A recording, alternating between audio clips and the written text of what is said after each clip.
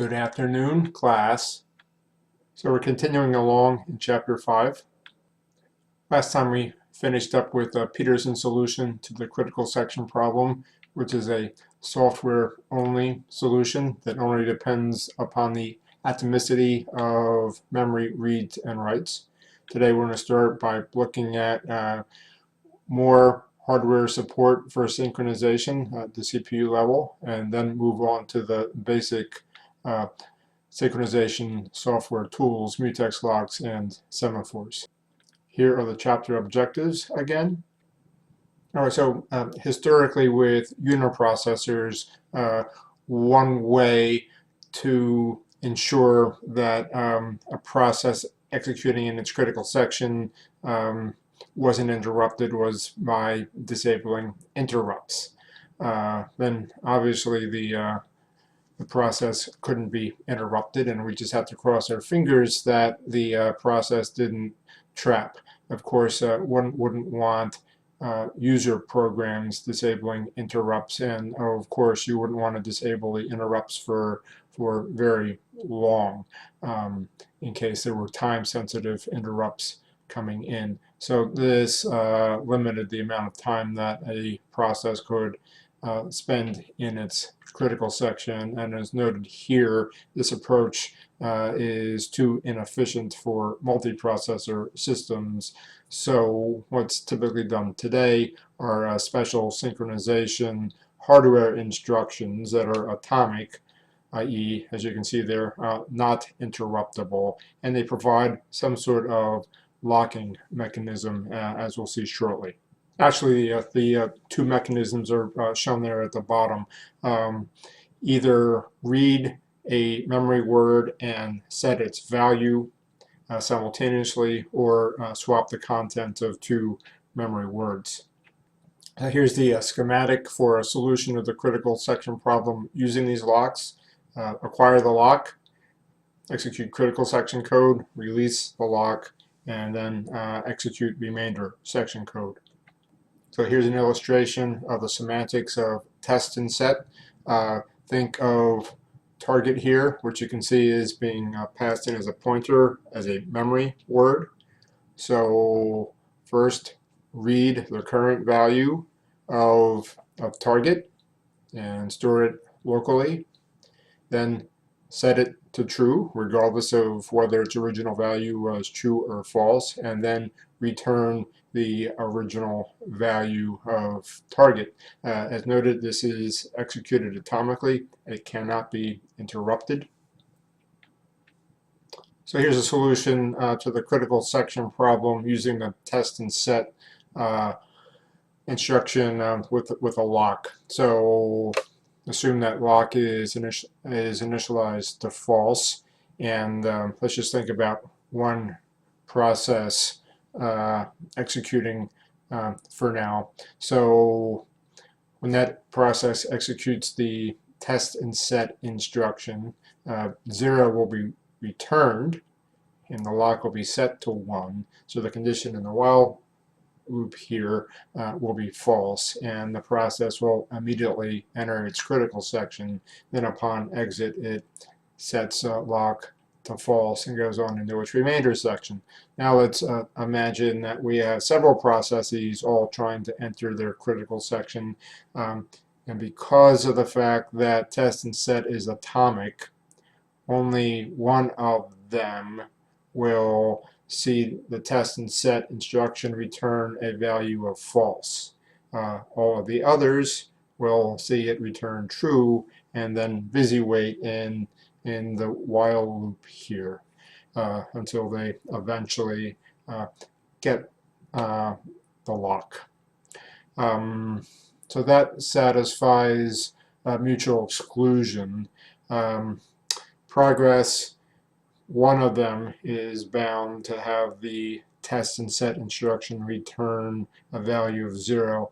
And with regard to bounded waiting, it's possible with this solution that a process could be kept out of its critical section for an arbitrarily long period of time. So that's a weakness of this solution.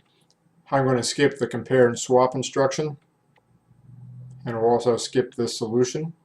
So here we see a solution of the critical section problem using test and set that does meet the bounded waiting requirement. What's added is this waiting array, which you can see a process upon attempting to enter its critical section sets waiting for itself to true, and then it enters the spin loop, waiting for either itself to acquire the lock or for waiting to go false. As we'll see in a moment, another process can signal this waiting process or the spinning process by resetting waiting for it. So here's the process's critical section, and here's the exit code. So what's going on here is that this process about to release the lock scans through the entire set of processes, looking for one that is waiting, and if it finds one, sets waiting for that process to false, so that process then can enter its critical section. If it doesn't find any process waiting, it simply sets the lock to false, so that the next process coming in trying to enter its critical section will be able to grab the lock. Note that if it does find a process waiting to get into its critical section, it doesn't set the lock to false. In effect, what it does is simply pass the locked lock to the process that it's resetting the waiting flag for.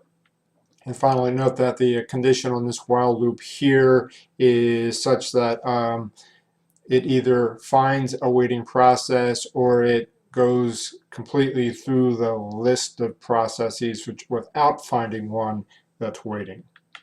So moving on to Mutex Locks, which can be thought of as an abstraction of hardware instructions such as test and set. The Mutex Locks have acquire and release functions performed upon them, and as mentioned at the bottom, they busy wait and are therefore called spin locks. So here are the definitions of acquire and release. You could easily imagine acquire makes use of the test and set instruction, and release just sets the available, the mutex to true, and then to enter the critical section, acquire the lock, and then upon leaving the critical section, release the lock. Moving on to semaphores, they're a bit more abstract than mutexes. Semaphore operations are performed upon integer variables, as you can see there. The wait operation corresponds to acquire, signal corresponds to release, and you can see the definitions of wait and signal. And just as with acquire and release, wait and signal have to execute atomically, right? They cannot be interrupted. There are two types of semaphores: counting semaphores, which can take on any integer value, and binary semaphores, which only take on the values 0 and 1 and behave just the same as a mutex. A counting semaphore, for example, would be useful as a solution to the producer-consumer problem for keeping track of the number of full buffers or empty buffers. And then binary semaphores, as illustrated here, can be used to synchronize processes. So 2 points here. Both wait and signal have to execute atomically, and they're accessing a shared variable, the semaphore itself. So they should be thought of as being part of the critical section. And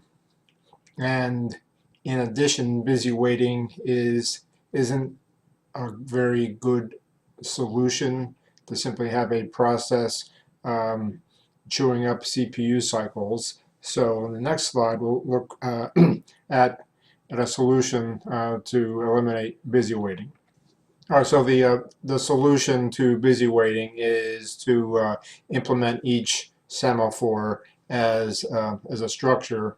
The semaphore has a value, and there's a list of processes that are waiting on the semaphore that sleep. So when a process executes the wait operation, if the semaphore's value if the semaphore's value is greater than 0, then it can simply go ahead. The wait will return immediately. Otherwise, the process will block, putting itself on the list and go to sleep. And then within the code for performing a signal operation on the process, in addition to potentially incrementing value, the signaling process will take a look at the list and wake up any processes or a process that's waiting. All right, so here's what the implementations look like. So if value is negative, that gives an indication of how many processes are blocked waiting on the semaphore. So a process that is executing wait decrements value, and if the value of the semaphore is negative, then that process blocks itself. And then similarly with the signal operation, the value of the semaphore is incremented, and if any processes are waiting, then they are, well, the process at the head of the list is woken up. And this woken process will then exit its wait function. And finally, there are a few problems with semaphores. It's possible for processes to deadlock. Looking at this example, we have these two binary semaphores, S and Q, each initialized to 1. And let's assume that P0 acquires S and P1 acquires Q at the same time. And now P0 will be blocked waiting for Q, and P1 will be blocked waiting for S. And those two processes will remain in that blocked state indefinitely, and that's the definition of deadlock. Depending upon how the queue is implemented, it's possible that a process would remain in the wait queue indefinitely. This would only happen if the wait queue was not implemented as a FIFO. And then finally, there's this notion of priority inversion, in which suppose a high priority process is blocked on I/O, and a lower priority process acquires a semaphore that then is needed by that high priority process when it finally unblocks off the I/O and then is put back into the wait queue for the semaphore. It's generally the case that with CPU scheduling, if a higher priority process is runnable, then it should run, and any lower priority process should yield the processor. There are solutions to this problem, but we'll just leave that one there.